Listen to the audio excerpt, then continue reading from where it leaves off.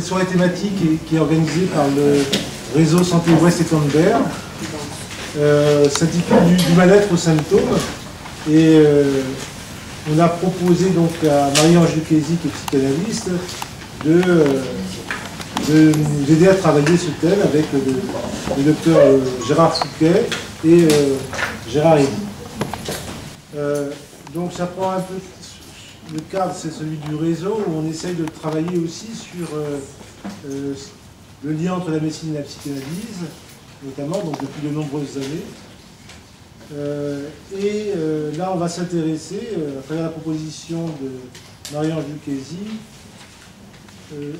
aux changements, aux mutations qui sont à l'orée du XXIe siècle, où, nous dit-elle, nous sommes face à d'autres formes du mal-être et qui ne s'inscrivent pas toujours dans un symptôme. Voilà. Donc Marie-Ange Lucchesi, elle est psychanalyste, elle est membre de l'association d'approche freudienne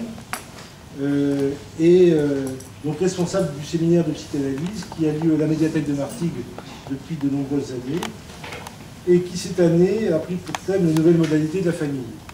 Et ensuite, elle anime aussi une activité dans le réseau qui s'appelle Lieu d'échange et de parole, donc depuis aussi quelques années. C'est un lieu de parole pour les professionnels du champ médical ou social, où chacun peut amener un cas ou des cas difficiles dans la pratique et on essaie de travailler autour de ces cas.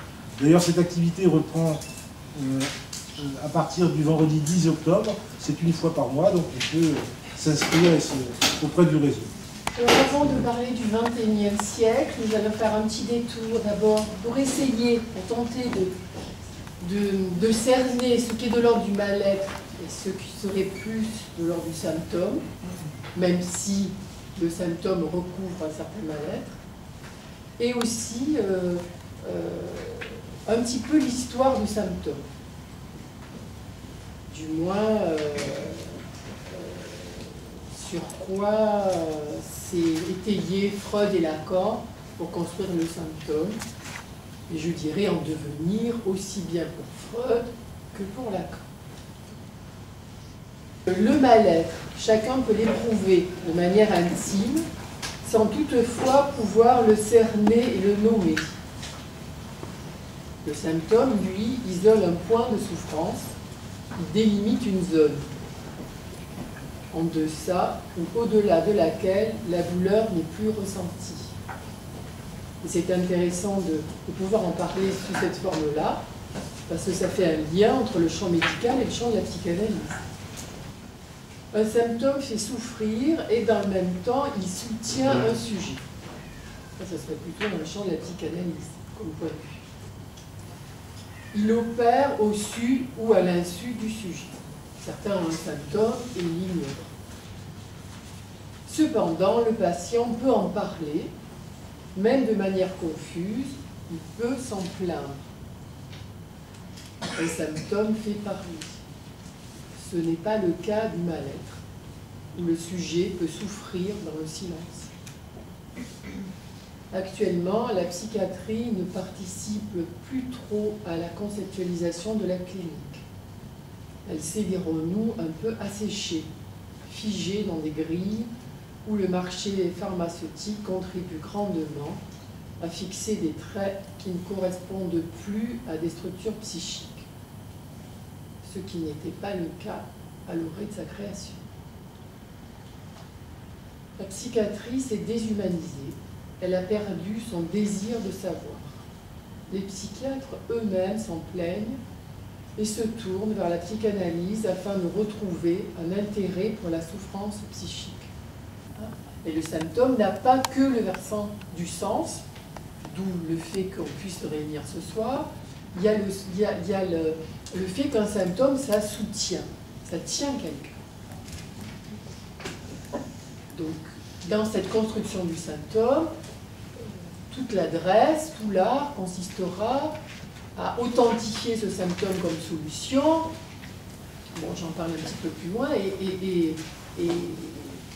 et faire partenaire avec ce patient-là pour essayer, avec le temps qu'il faut, qu'il puisse peut-être construire une autre modalité du symptôme. Gérard Eddy est donc médecin généraliste à Martigues. Il est aussi secrétaire général du syndicat LG13.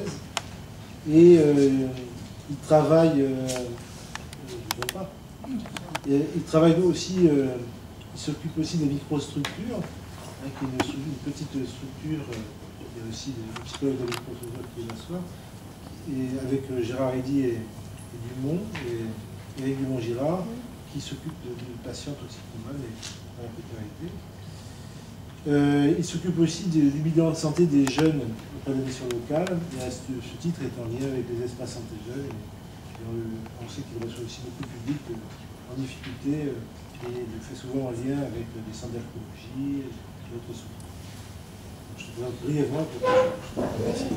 L'idée, c'est que, effectivement, nous, on est confrontés, évidemment, j'enfonce une porte ouverte, hein, à la souffrance et à la précarité dans un grand quotidien, c'est un grand fracas. Hein. Je n'aurai pas le discours fort intéressant d'ailleurs, mais c'est vrai que la vision, c'est celle plutôt de quelqu'un qui est la tête dans le guidon et qui n'a pas le recul, hein, et qui donc prend plein fouet toutes ces choses-là. On a du mal, je dirais parfois, à gérer les crises. Bon, on a tous évidemment des histoires de chasse, je vous en ferai pas trop part, mais parfois ça nous met évidemment les uns et les autres dans de grandes difficultés, hein, avec l'idée qu'on puisse notamment pas rendre service ou aider comme on devrait le faire ou on pourrait le faire. Donc la microstructure est venue là un peu à point nommé, puisque c'était quand même une réponse à une case vide, hein, quoi faire des gens dont on sent les grandes difficultés, dont on sent la complexité à ces grandes difficultés. C'est-à-dire qu'effectivement, c'est pas avec un morceau de papier, une en-tête, une ordonnance et 3 médicaments qu'on va résoudre la problématique. Même si on peut être enclin à entendre, c'est-à-dire à préparer peut-être un travail et à dire ok, mais racontez, dites ce qui se passe, reformuler pour essayer d'avoir des choses claires et pour peut-être là préparer un autre travail.